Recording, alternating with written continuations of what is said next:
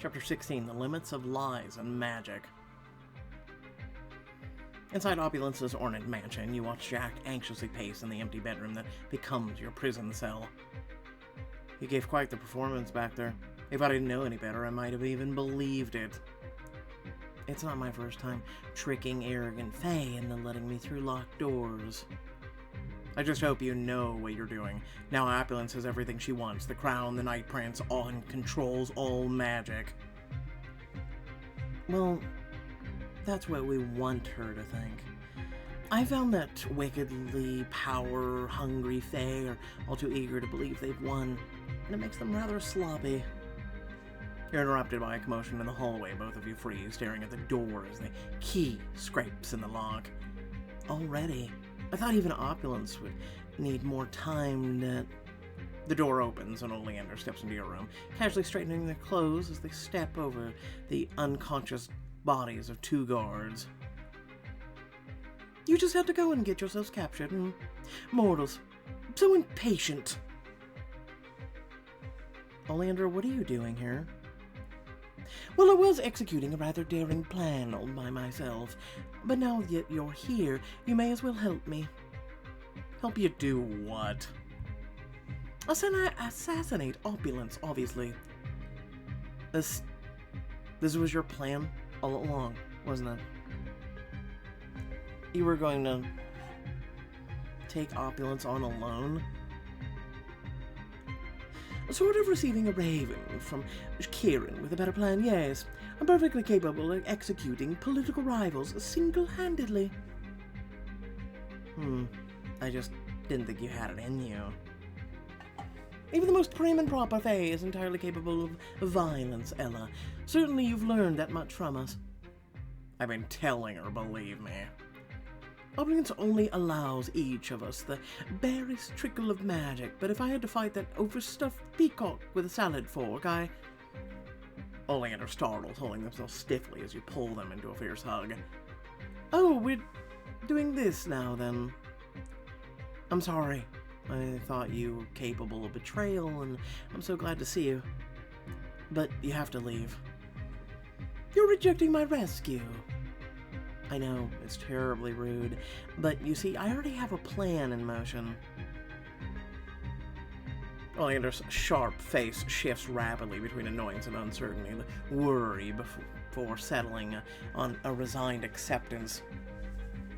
All right, I suppose if your scheme's already in motion, I'd best jump on. How may I offer assistance? It's vital that we keep Opulence as distracted as possible, off balance. She will be less likely to notice that anything's wrong.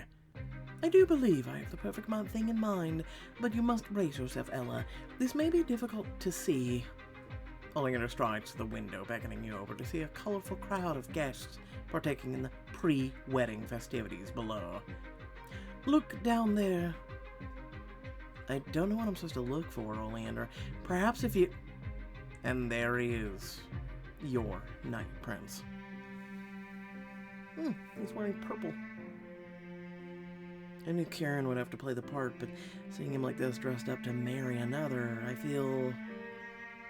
betrayed, replaced, like a bit player in another story. How would you like to make Opulence feel that way instead? What do you mean? I mean, I've seen what Opulence is wearing, and I could conjure you an ensemble that matches your prince even better. Oh, she would hate that. Wear this outfit to upstage Opulence. The whole entire outfit is transparent. Okay. Thanks to Opulence, I barely have enough magic to fill a teacup, but I should be able to... Oleander plucks at your clothes, gleaming breasts of iridescent purple rippling out from their touch. The simple garments bloom like a flower unfolding into silk so fine it feels like water. Oh. Entranced, you walk to the mirror and do a slow spin to admire yourself, and then raise an eyebrow at Oleander. Barely enough magic to fill a teacup, huh? Well, perhaps a large teacup. No one will be able to look away from you except Opulence, who will be too furious to look at you. Hopefully busy enough being furious that she'll forget to be on her guard. I'm not going to let Opulence marry my true love without putting up a fight. all while also keeping to the plan, of course. And what, pray tell, is the plan? You listen intently for any sound of movement in the hall and then lean in, whispering into Oleander's ear. Jack taps his foot impatiently as you pull away and give Oleander's shoulder a reassuring squeeze. Now, you really must go. Longclaw can fill you in on the rest. What about those guards? If we let them live, they might ruin... Calm down, you bloodthirsty little puppy. We'll put them out of sight, and by the time they wake up, it'll be too late to do anything. Oleander helps you drag the unconscious guards into the room's wardrobe. Before they leave, the usual stoic Fae pauses by the chamber door. Do try to survive this endeavor, Ella.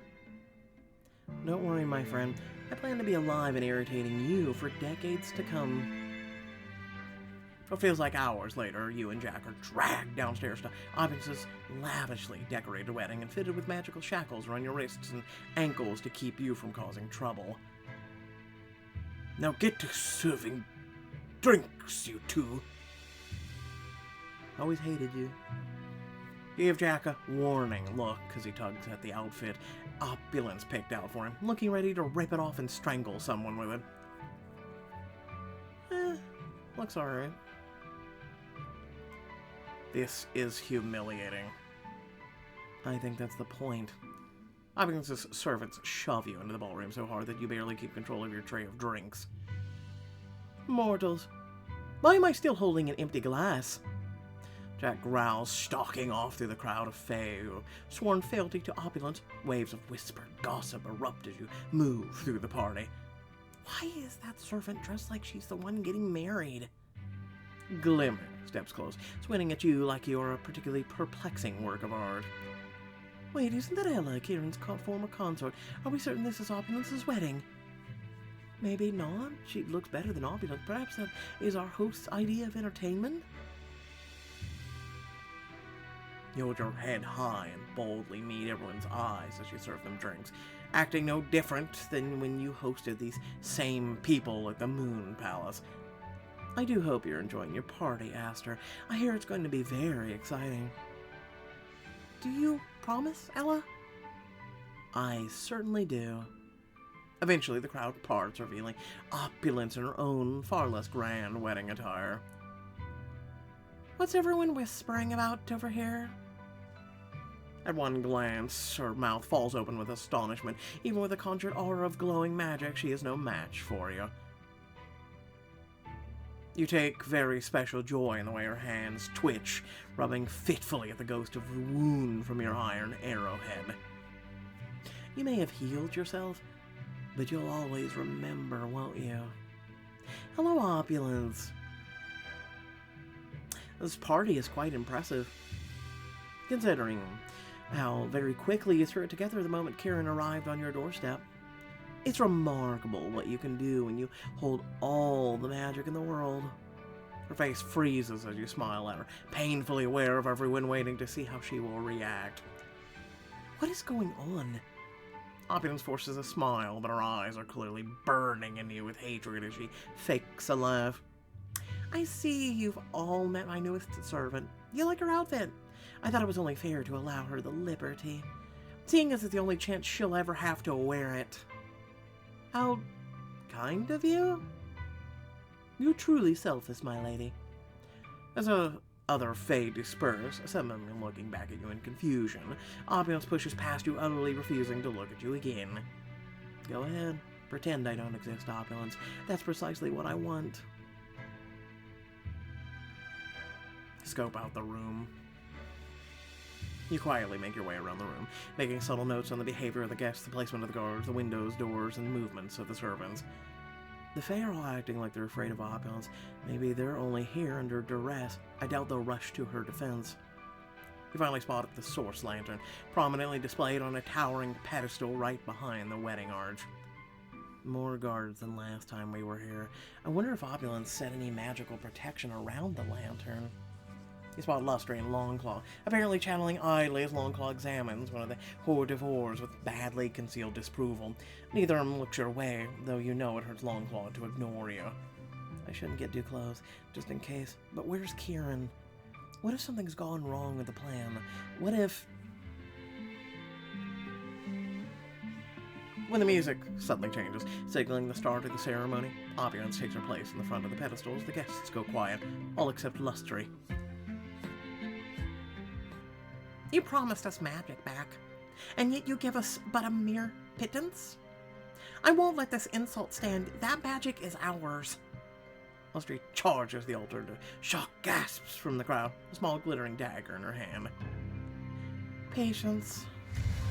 Opulence lifts but one finger, sending Lustry flying high into the air. She kicks and shrieks, trying and failing to claw at the invisible tether. That's why no one's attempting to simply grab the lantern. You toad-faced, crown-hungry peasant! You were never fit to bear a title! With everyone's attention distracted by the histrionics, you notice Oleander out of the corner of your eye, slipping from the gardens. It appears something's wrong with my cup. There isn't any wine in it. I demand a new one. Pretend to be annoyed. Act defeated. Quickly now. I'm missing all the entertainment. As you wish. You take the pro-offered goblet hand Oleander, a full one. They walk off without the thank you, and you quickly turn away. Perfect. Holding your breath, you reach inside Oleander's empty goblet, gathering a folded silken handkerchief into your palm. To the cellar you go, Lustry, until you can learn how to behave in polite company again. Now, let us continue. Opulence snaps her fingers, and she's floated away, still flailing, escorted by 4 guards. And then Karen enters the room. Ah, perfect. My groom has arrived. Your heart ranges as the love of your life walks down the aisle towards someone else. Focus, Ella. Now's your chance. Trying to act casual, you wander in Kieran's direction, folded cloth in hand. Not draw attention. Eyes down, you pretend not to notice Kieran until he's right in front of you, then accidentally bump his shoulder. Excuse me, Your Highness. Watch where you're going, mortal.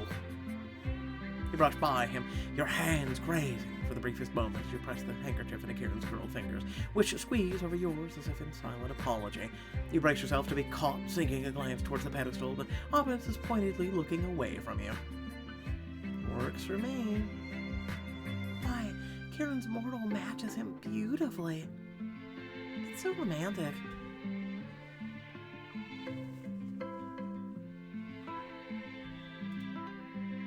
You can only watch miserably as Kieran joins Opulence before the pedestal. At last, my prince, shall we? Yes, let us proceed. Opulence's voice rings out, magically filling the entire grand hall. Today you will all bear witness to the most illustrious union in our history. Not yet, Ella. Not yet. Together, Kieran and I shall rule over a new, more prosperous era for all Fae. Opulence smiles sickeningly at you, and your heart drops in your stomach with a cool glint in her eye. And who better to do the honor of performing our binding ceremony than our mortal servant Ella? You force yourself to act in character. Thank you, my lady. Each step feels heavy, your shackles dragging as you move to stand behind Kieran and Opulence. A ceremonial cord suddenly appears in your hands, and Opulence and Kieran face each other. The room seems to hold its breath, every Fae eye and Fae upon you. You may begin. Opulence takes Kieran's hand in hers. You slowly wrap the cord around their clasped hands, and the very action making you ill. As our hands are joined, so shall be our lives, our bond everlasting and forever unbreakable. I should make the knot loose, painful. Painful, but of course, as a final show of defiance, you yank the knot tight until her skin turns red. She hisses. Watch yourself, mortal. It's no matter, Opulence. If we're to be married, you should know I prefer my bonds tight. Kieran's eyes don't leave Opulence's face, but you smirk inwardly and let the warmth rushing to your cheeks be your consolation. Oh, fine, whatever. My dear Kieran, I vow to join my heart with yours, faithfully ruling beside you throughout all the centuries of our lives. Now, you vow your heart to me. You look right as Kieran stares impassively into her eyes. Vow your heart to me now. No. What do you mean, no? I cannot give you my heart. It already belongs to someone else. What? But you said you wanted to marry me. I lied. What? How? Because he was no longer Fae at the time, because you took away his magic. In an instant, Kieran flips the handkerchief open, revealing a small pile of Knight's Folly. He blows the poisonous pollen into her face. Use our mortal strengths. What does that mean? Kieran, tell Lustry how much you like to chop onions. What? But I do not like it. I pauses as if hearing himself for the first time. A wicked smile curls his lips. I do like to chop onions. I do not find it terribly unpleasant. Not bad for your first lie. How did you lie, Al? Thanks to you, he's mortal. Aren't you glad you took all the magic for yourself? Your magical shackles vanish as Opulent stumbles. Kieran breaks the hand-fasting cord with a snap, sharp yank, and as all hell breaks loose in the grand hall. Windows burst on all sides as Remy's squads of eclipse soldiers pour in from every direction, subduing most of Opulent's guard in one fell swoop. Remy, glad to see you. I hope we're not interrupting, but we didn't seem to get an invitation to this party. I love parties. The goat child pushes over a flower arrangement, covering the dazed purple-armored guard in swirling petals. Oh! Minotaur, party! Party! Warning on flashing lights there. A spray of fireworks cuts off a cluster of reinforcements that crowd the front hall. Why do they have fireworks? I want fireworks. Oh, shut up, Glow. We have to help Ella. Aster leaps on top of the guard from behind, banging her tiny fists on his helmet. Oh! You won't get away with this! The guard rushes the lantern's pedestal, his sword pointed at your throat. Batman beard!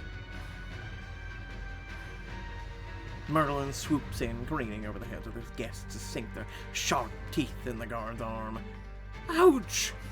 He drops his sword to shield his face while Kieran pulls you out of harm's way. Good bat.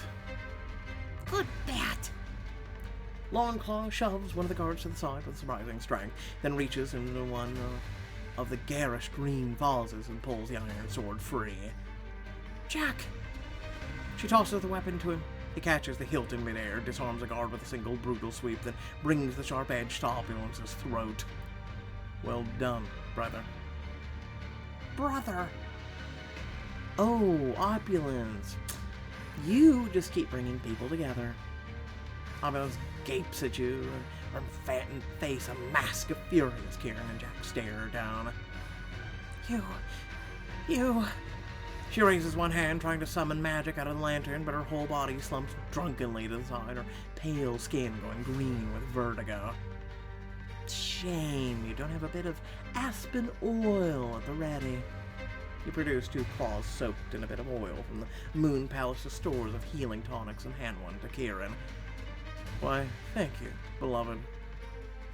Damn you, you dishonorable, awful Opulence. What's wrong? Don't like feeling powerless?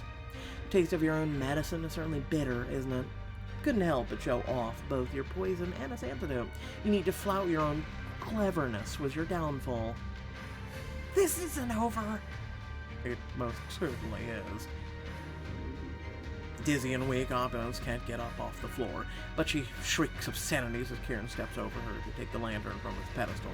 You feel a change in the air, a rush of cool relief as Kieran's magic returns to him. You've lost the privilege of magic, Opulence. Possibly forever. the shimmering aura of magic around Opulence. She stutters and dies, leaving her plain, dull, and sallow-faced. What have you done? It turns out that you can't sever Fae from their magic. Not truly. It's an intrinsic part of us. You were using the sources to actively suppress our power, and now I've done the same to you.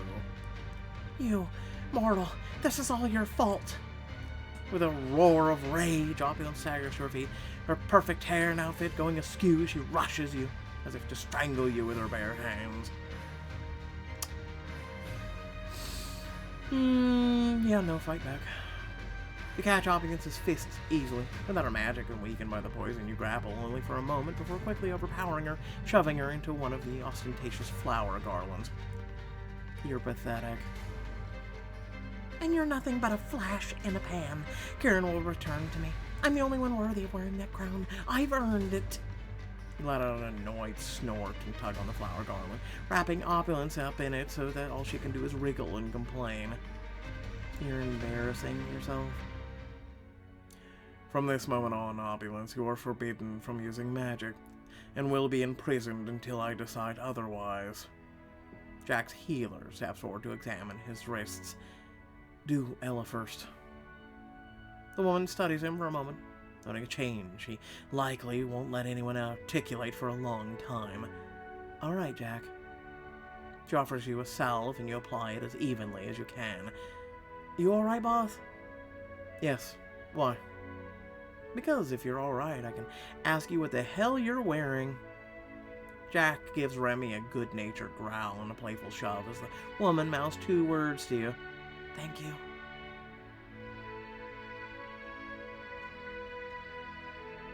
Kieran's Fae subjects gather before him, wringing their hands.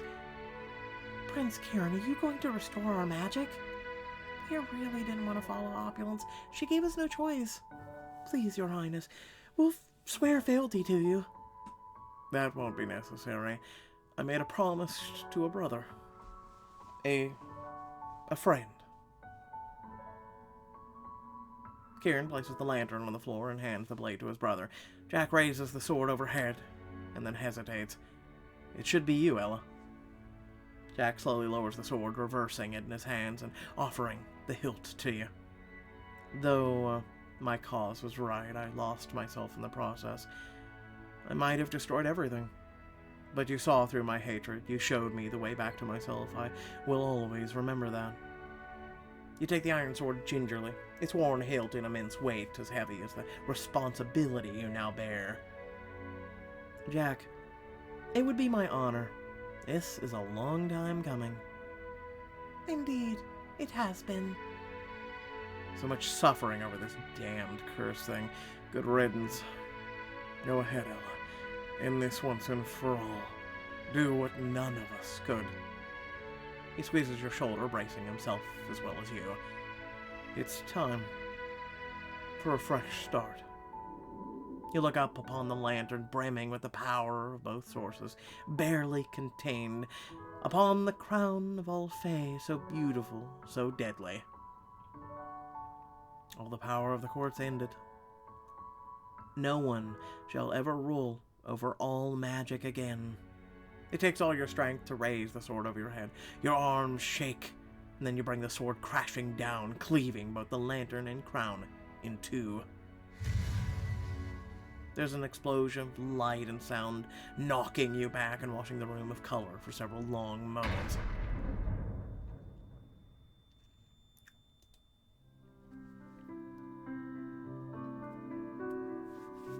Ella.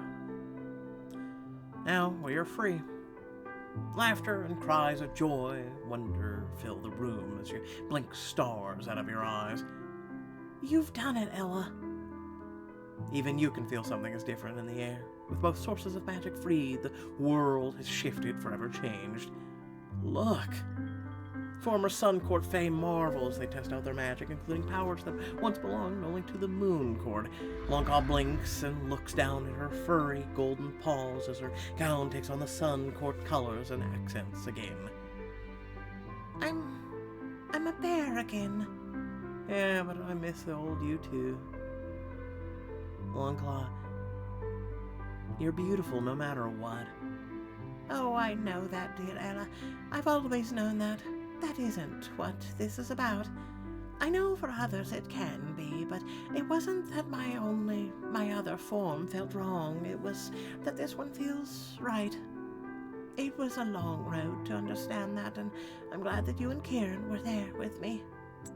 With a bright chirp, Merlin careens in the two of you, forcing a leathery winged hug.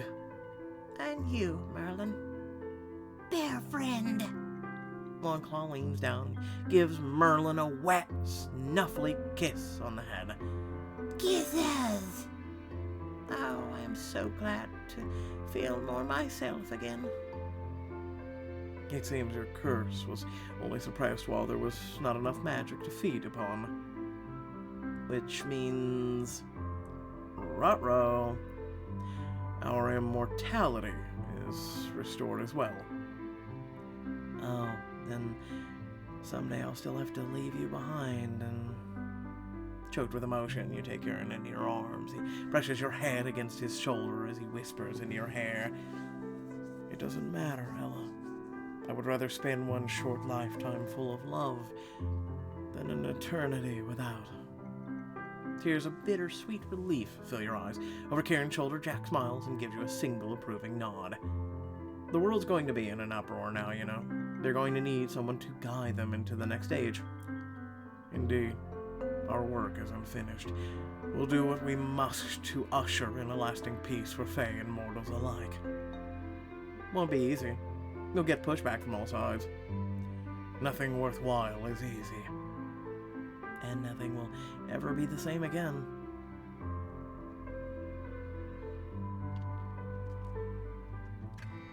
Some weeks after Opulence's defeat, you're settling back into your normal routine around the Moon Palace. Here we go. Back to your places, please. The Fae flames dance back into the chandelier without any trouble, and you're able to raise it easily on your own thanks to a new magical winch. Esme's new design appears to be working just as well as the others. I'll have to send her our thanks. You turn as Kieran enters, King Leaf perched on his shoulder. I was wondering where Leaf went. She has a lifetime of experience in crafting creative adaptations like this. And with Jack running Opulence's trading company, she can teach others to make more. You bow to King Leaf, who now sports a tiny, glittering medal that may have once been a bracelet around her neck. Good morning, Your Majesty. I see you found something agreeable in the palace's treasury. Thank you again for all of your help. No need to pay for friendship. Leaf, honorable king, always answer call for help of loyal friend. Leaf fluffs up her feathers and preens a bit. Still, gift appreciated is fetching. Always a pleasure to host Your Majesty. Are we still on for dinner tomorrow after next? Yes, but Bird Court hosts next. You visit any time. Best accommodations, biggest feast, Bird Court hospitality second to none. Oh, thank you. That will be lovely. You plaster a tactful smile on your face, knowing exactly what type of feast lies in store for you. We look forward to dining with you, Your Majesty. Leaf flutters regally to the floor, where she bows gracefully to Kieran. No need for formalities, Your Majesty. Technically, I'm no longer a prince. You do right by friend of Leaf. You worth Leaf respect. Leaf alights to your shoulder next, twittering quietly in your ear. Remember, always room in Bird Court. Raven Prince ever rude. You've nowhere find better place. Thank you, Your Majesty. See you soon. Leaf flies to another window where her royal guards wait to escort her home. The royal guards are owlbears, okay? Yes, you waiting. Leaf not care. Take care, friends of Leaf. May you catch many buck. Kieran laughs heartedly and takes you in his arms. I love seeing you comfortably at home here. I am at home, and I never wish to leave. It gladdens me to hear. But if that ever changes, I will endeavor to listen to you better in the future. Are you ready for a trip? How about Oleander? Are they coming? One dour-faced fae is likely to be more than enough for this meeting. Besides, Oleander is still attempting to teach the ravens manners. They've roped Merlin in as their teaching assistant. Apparently the ravens are frightened of your little creature. It's all rather ridiculous. Merlin is very intimidating, and Monty would love it. You fear you've ruined the mood as a cloud passes over his features, but then he chuckles to himself. He would, wouldn't he? I suppose we shan't see Oleander for a while then, and Longclaw can't leave Lustry alone. I still don't like that that snake lives on our doorstep, but Lustry did her best to help us in her own way. I know she hurt you, Karen, but if you'd be open to it in time. I mean, Jack was once our enemy, and we gave him a second chance, and now you trust him enough to oversee Opulence's house arrest and run her company. he should have been raised here. Giving him Opulence's estate is the least I could do to even begin to make amends. I shall have to consider Lustrious cases at another time. I came to let you know I pushed back our departure by a few hours. For what reason? For this. Kieran pulls you into a long, smoldering kiss that takes your breath away, a devilish twinkle in his eyes. You got out of bed too quickly this morning. You should know better than that by now. We have so many things to do. There will always be tasks vying for our attention, but you are more important to me than any of them. Let me take you to bed, beloved. I'm famished for you. Join Karen for a passionate interlude before returning to your duties. This is your last chance to bound Chicka Wow Wow in this book. They've included more. You're enjoying a binding much more interesting than Opulence's, and if you like, you can explore a part of Karen you've only seen when he takes flight. Okay. Kieran grins and sweeps you off your feet, not letting you touch the ground again until he sets you down in your bedroom. My room, but I wanted a little change of scenery. His lips sink against yours in a kiss that sends a rush of warmth down to your very core. Then he steps away, an air of command settling over him. Clothes off. Mine or yours? Both. I'll start with his. You slink over to Karen, running your hands teasingly along his shoulders and down his lapels. He watches you, smirking one raised eyebrow. Shall I remind you of our time is limited, or shall I simply push off our meeting again? Apologies, citizens of Ella's mortal village, but Ella has decided to take her time unlacing my breeches this afternoon. And then I had to punish her. Hush, or I'll go even slower. For an immortal, you're very impatient. Kieran grins, but goes silent as you slowly work his clothes free, one article at a time, dropping to the floor. You pause to admire him, unable to stop yourself. Like what you see, beloved. The sight of him bare-chested still takes your breath away. You run your hands along his silken skin, all too aware of the incredible power of the muscle and magic brimming beneath. You are beautiful, but I'm sure you know that already. Kieran tugs you forcefully, fully dressed against his bare skin, a teasing smirk giving way to predatory hunger. He takes your hands and brings them to the laces of his trousers. Take them off. Your hands tremble a little with anticipation as you obey. The full expanse of him lay bare before you, and somehow he seems even more intimidating unclothed and still issuing orders with cool authority. Now you. No matter what finery I dress you in, you're most breathtaking just as you are, in nothing at all. My lovely one, the plans I have for you. The back of Kieran's hand skims your upper arm, ticklish enough for you to break out into goosebumps. He runs a fingertip down the center of your chest, over your belly button, and gives you a fierce, possessive kiss and murmurs hotly against your lips. Up against the wall. What are you planning? I wouldn't tarry, my love. Or perhaps I would if you feel up to the consequences. I'll take my sweet time about it. You smirk at Kieran, slinking towards the wall like a cat, one calculated, deliberate step at a time. Like this, you mean? He bites his lip in a wicked grin and shakes his head ruefully. A tingling electric thread of anticipation twists in your belly. I do enjoy this defiant spark of yours, beloved.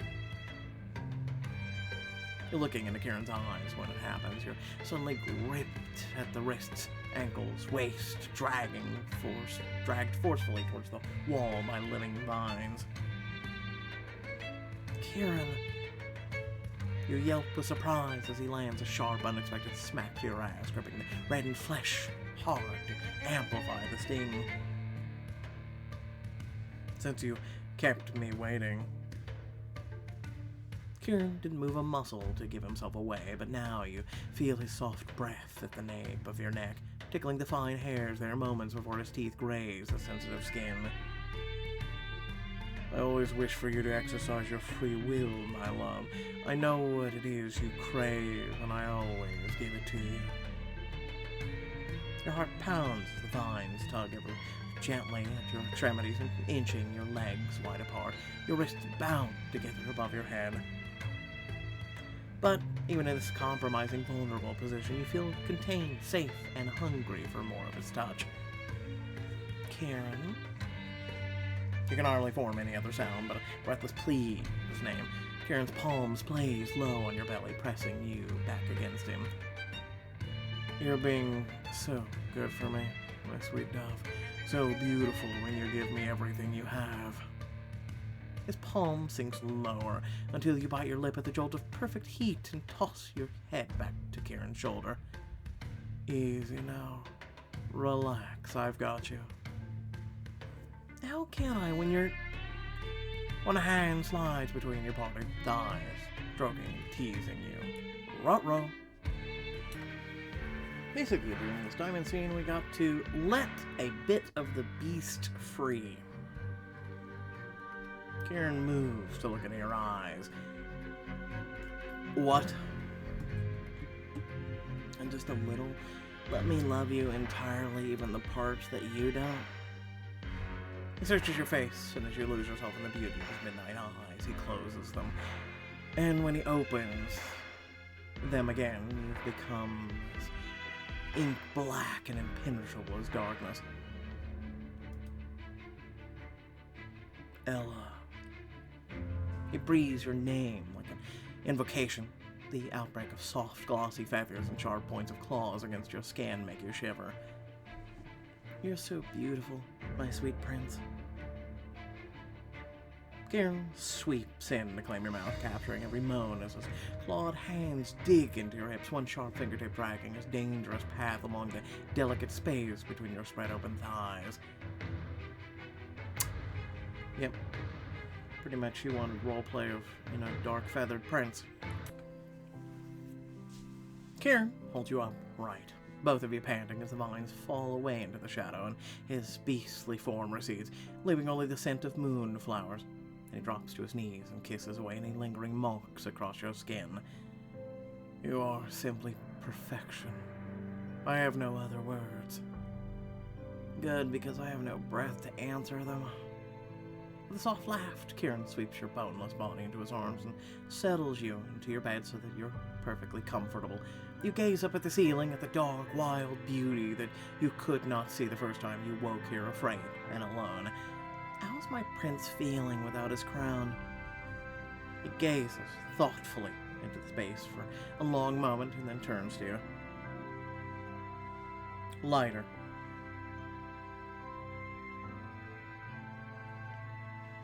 You lay your head on Kieran's shoulder, smiling up at him when he curls both arms protectively around you.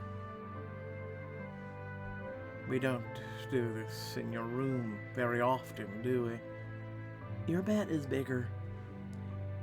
It is well within my power to get you a bigger bed. I don't care where I sleep, so long as it's beside you. Kieran tilts up your chin to meet his eyes, stroking your cheek tenderly. The teasing drops from his tone. I like being in here. I'll always want you to have the freedom of a place to call your own, and it means everything that you're welcome me in. You close the distance between you to brush your lips softly against his. Me too. Selma and Sylvia wave goodbye to you from Sir Monty's favorite bench, where they're enjoying a well-deserved rest in the cool air of the evening. Glad to finally see you both sitting down for a change. I nearly didn't recognize you. Good luck today, Your Grace. I hope your meeting goes well. I've told you that you don't need to call me that anymore. You will always be Your Grace to us, Ella. Are you certain you don't wish to come with us? Would you like us to bring you back anything? They smile at each other. Sylvia takes Selma's hand. Thank you, but we have everything we need here. Kieran helps you in and gives the order to the horses. The gates of the Moon Palace open to you, and your heart begins to pound with anticipation. Nervous? Maybe a little, but in a good way.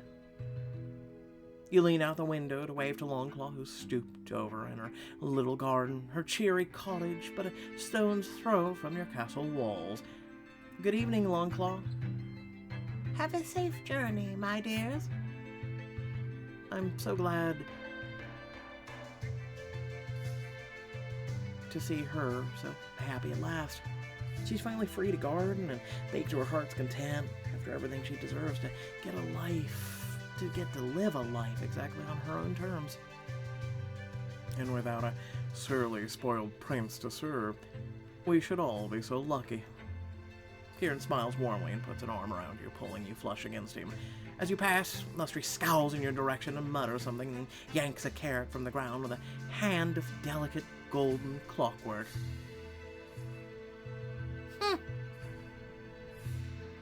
In Kieran, a light from the carriage at the wood's edge. A majestic winged stag descends from the sky, shifting as it lands into a familiar form. Jack, you made it. Seems we share an affinity for flying. Jack strides up to greet you, a large leather satchel slung across his shoulders. Certainly beats walking. Now that magic is free, changelings all over the realm seem to have a greater ability to tap into it. Ready for this, Ella? I think so. Does it feel strange to return? It feels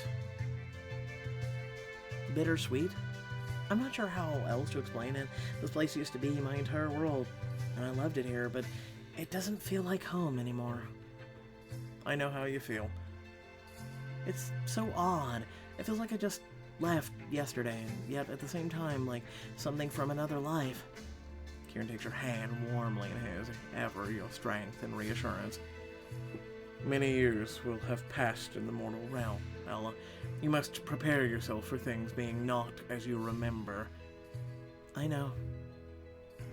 You place your hands on the iron-studded wall that you leaped over that night. A little more than a year ago, memories flash before your eyes. Well, here goes everything, and nothing. You push open the gate and step into the village. Kieran steels himself and follows, wincing as he passes through the iron. He squeezes his hand. Everyone in the village will appreciate that a fey prince would weaken himself to meet with them. I would hazard a guess that you're the first to do such a thing, Kieran. Well then, let's not keep history waiting. Lead the way. Feeling like you're in a dream, you push open the door of the tavern where you used to work. The villagers who have gathered inside go silent as you enter, looking at Jack and Kieran with obvious fear. Hello. This is Prince Kieran, and this is Jack. And I'm Ella, if you remember me. Does anyone remember me? Nadine, Louise? Where's Hilo? You can't be Ella. This is some fey trick. Ella disappeared into the woods years ago. Poor, foolish girl, probably eaten by wolves. Wait, I can prove it. Where's Tamara? Tamara? She passed not long after Ella disappeared. Oh. They take in Kieran's odd features, rich clothing with dubious eyes, and look desperately from face to face, looking for someone, anyone, familiar. Wait, is that? A young woman stands in the back of the room, looking fearful. You approach her cautiously, smiling. You're Mathilda, aren't you? Illa's daughter. Look at you, you're all grown up. Last I saw you, you were but knee-high and chasing chickens. How's your father these days? It's hard for him to get out since his accident. How did you... Wait, I remember you, but it's been 15 years. You turn and finally see a familiar man limping into the tavern. It's true? Ella returned to us after all this time? The room breaks into a chorus of gasps, questions, and outcries of surprise. Mathilda clasps her hands over her ears, rocking as her breath begins to quicken. You lower your voice, comforting, but careful not to touch her. It's too big. I think I have something to help. I know it won't fix everything, but it should make the world smaller for a little while, alright? You beckon to Kieran and Jack over, opening the pack Jack brought and producing a magic-laced hood as Mathilda struggles to manage her breath. You hold the hood out, gesturing for her to put it on. Here. Mathilda takes the cloth from your outstretched hands, wrapping it around her head. The moment it's in place, the hood vanishes completely, and the young woman's eyes close as she lets out a sigh of exhausted relief.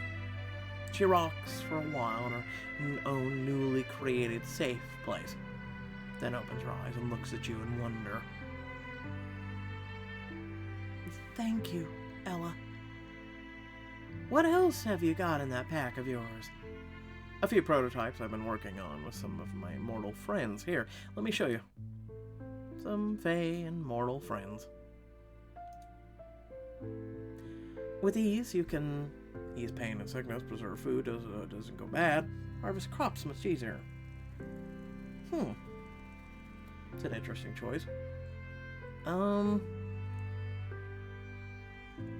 Ease pain and sickness.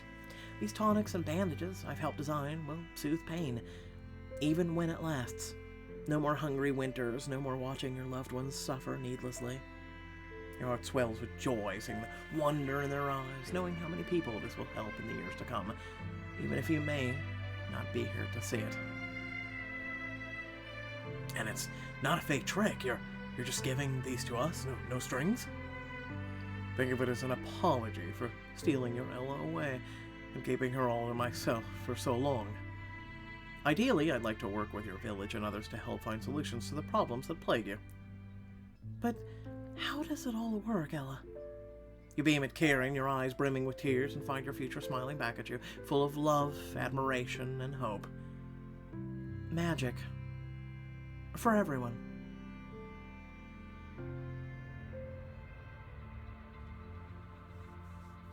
Congratulations, you collected all storybook pages and unlocked a bonus scene. The Magic of Mortals. There was once a young village orphan named Ella, who was spirited away from an unmundane life to the Fey realm with her true love, the mysterious Knight Prince. The prince loved Ella dearly, and she loved him in return. But life in the magical realm of Fey was difficult for Ella, for while she was mortal, Kieran was not. Frightened and out of place, Ella did her best to adjust to life amongst the powerful magic beings in their dangerous world full of deceit, poisons, and betrayals.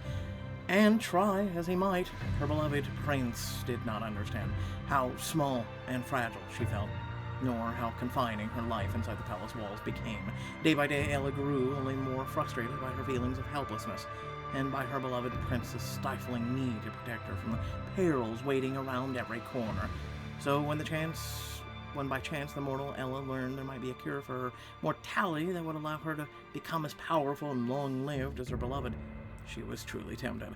Even when her true love warned her that it was far too dangerous, even when she learned such a cure would steal away the most important parts of herself, when strife came again to their doorstep, bringing new enemies and losses with it, Ella decided that never again would she be helpless, and in her bravery she stood between death and all she held dear.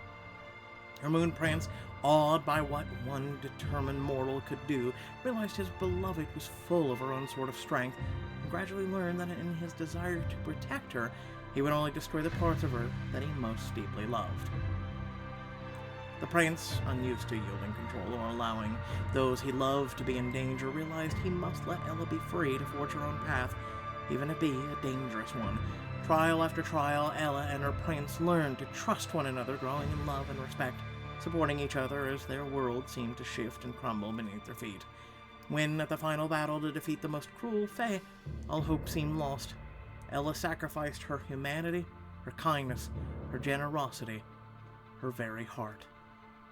To save those she loved, Ella sacrificed love itself. Devastated, Ella's beloved prince realized he would rather love Ella wholly as herself than an undying husk, even if it meant that they would be one day separated by death. Once again, Ella and Kieran's love for each other proved to be more powerful than any curse, and Ella's heart returned to her at the beckoning of Kieran's desperate, devoted pleas. Reunited with her love at last, resourceful Ella found a way to adapt to life with her beloved immortal prince with the help of a few new friends and a little dash of magic, and most importantly, without compromising who she was. Thanks for summing up the whole book for us there, really.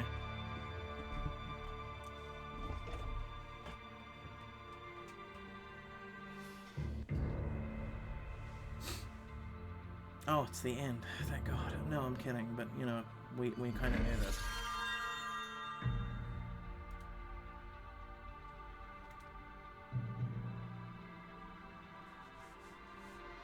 Thank you for coming on this strange and perilous journey with us.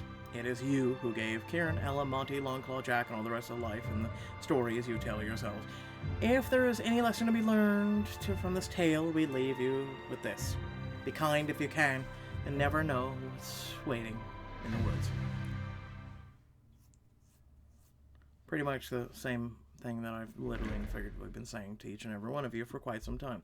But before I get into, we have finished yet another book together. First and foremost, please remember that if you did enjoy, to like, share, and subscribe. Head down the description of the video, plenty of things to check out there. Leave me a comment letting me know if you enjoyed the book. Also, if you enjoyed my reading. But without further ado, let me speak on my own behalf without the outro.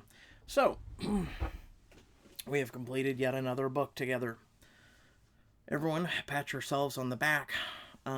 This ending was very fast. Really, it is. And I don't know, they build up these hypes and these really big, strong enemies. We had the Empress, we had, you know, clearly Opulence in a way.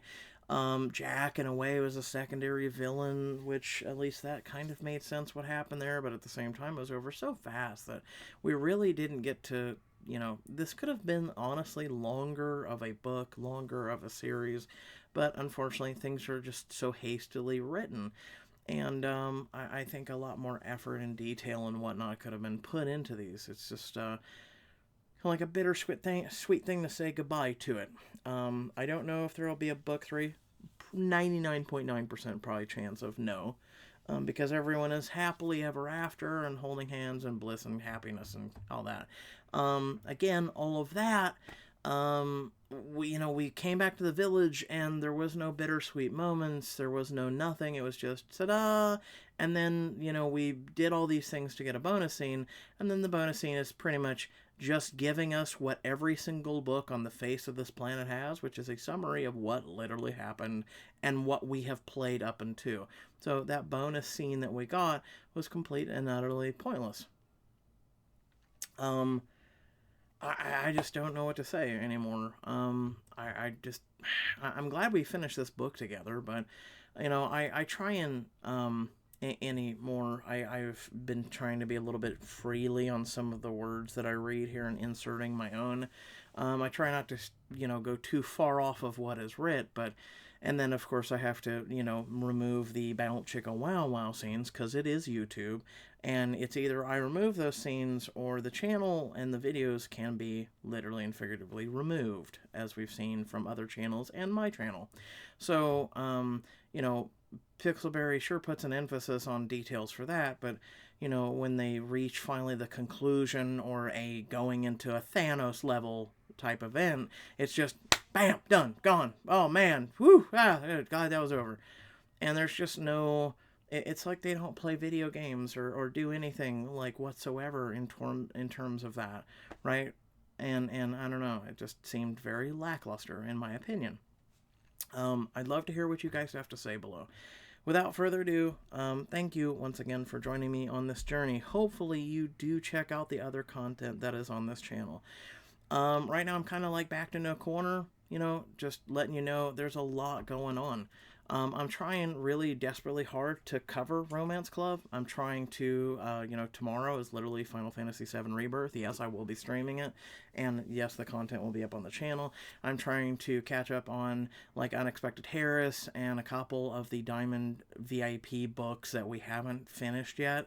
I'm trying to get to those. I'm trying to get to other games. I'm trying to, like, I am so stretched thin. And then on top of that, there is personal things, you know, kind of like my health and whatnot that I have to take care of. And then real life. And YouTube does not really pay any bills whatsoever. You know, I pretty much at this point I'm doing this for free. So, you know, I'm paying for VIP and everything else. So, again, any and all support from you would be greatly appreciated if you so deem it so. Again, I sit here and you know, try and read these things to you and try and give you the best possible voices that I can within reason, right? You know, I'm not gonna rant too much, but I don't want to sit here and do I have a mirage of voices I could do, right? I just try and give them things that are not emulation of like celebrities or whatnot, or even like Elmo, or you know, how you doing there, guys? I mean, what's up, everyone? Or, you know, other voices that just would make literally and figuratively no sense. I took a little bit of free reign with Merlin and Leaf and kind of had a little fun with it, but, you know, for other people who are normal people in these stories, I don't want to ruin that by giving them voices that may or may not match their personalities, or again, I have to make a voice from not even understanding who they are. I have to go based on what they look like. And that's why there's some voices that I stay with, and I don't really change much because it's a safe middle ground. And then sometimes I will slowly, subtly change based on their personality and who, what, when, where, and why, right? So again, I try and put in 110% of every single video of myself. I really try and give you guys the best possible quality I can. I don't want to be one of those channels that just gives you what you can literally do is just open the app and tap yourself, right? I try and give you something new and different and just, you know, try and be a unique channel. And I do agree, as I've been saying for many, many years before that statement by Pixelberry, yes, be kind to one another. You don't know what someone's going through. You literally and figuratively don't. Be kind to one another. Treat each other with respect. And, you know, again, try and make today better than yesterday and tomorrow better than today. You know, and if you ever need someone to talk to, you're going through a rough patch or whatnot, not just myself, but I know my community would be more than happy to talk with you, support you. It's a great place to vent and things like that. And I promise you, we are very much accepting of anyone and everyone from all walks of life, all decisions, all whatever. And I've always wanted to stress that to anyone and everyone. I do not accept any hogwash in this community, on this channel, or whatnot. Everyone is accepted here, regardless. Okay? Yeah, that's about short end of that stick. So, thank you all again all for watching. Catch you all later. Peace out.